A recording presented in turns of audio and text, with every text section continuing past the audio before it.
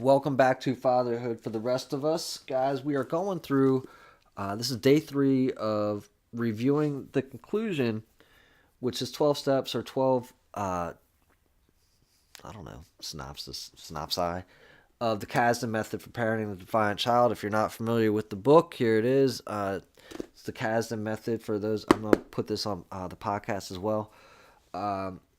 Dr. Alan E. Kazdin is the director of the Yale Parenting Center and Child Conduct Clinic. I learned about him through Coursera, through a course called The ABCs of Parenting, which I also highly recommend. I'll go ahead and leave the links.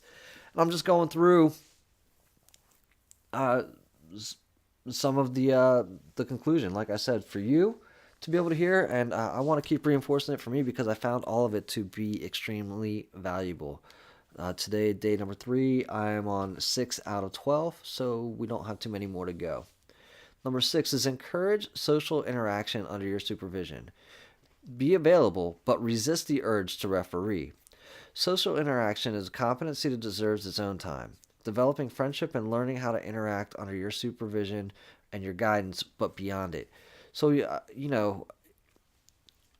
as parents, when we're out there, we want our children to be on their best behavior. We want our children to be welcome back. We adored even, whenever they go somewhere because we adore them so, and we just enjoy our children being good.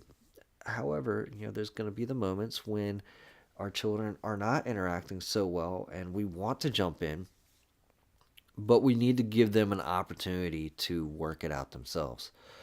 And that is what's being said in here. And developing that and allowing them to learn how to interact on their own, they'll be able to do that outside of our guidance as they grow older. Number 7, always know where your child is. Especially when done since the beginning, it will not seem sudden and as a brand new restraint that is likely to be resisted. Children who are not monitored are likely to bond with and connect with peers who are not monitored themselves. The more unsupervised, the more likely the tendency towards deviant behavior. Again, I like this part too. Is that in the beginning we always know where our children are, and we follow them around. And if we stop following them around, if we at some point say, all right, you guys are good where you're doing, and we have confidence in you, just do what you need to do, without sticking with them and staying with it, then there's the opportunity, there's a lapse of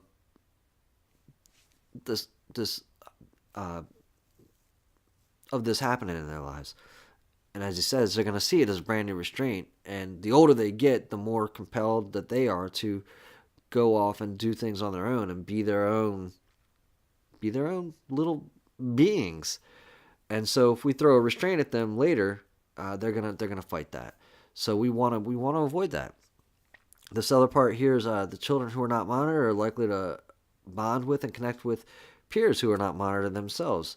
The more unsupervised, the more likely the tendency towards deviant behavior. I can tell you from experience that this is the case. This is what I grew up with, and I'm sure it was through nobody's fault of their own, but I tended towards other children my age who weren't monitored and not really in the best spaces of spaces. And that's okay. I mean, look, I turned out okay. Right, guys? And but I think I said it before. If we can streamline anything for our children to help them get to better places quicker, our perception of better for them quicker, then we just want to be a bridge for them like that.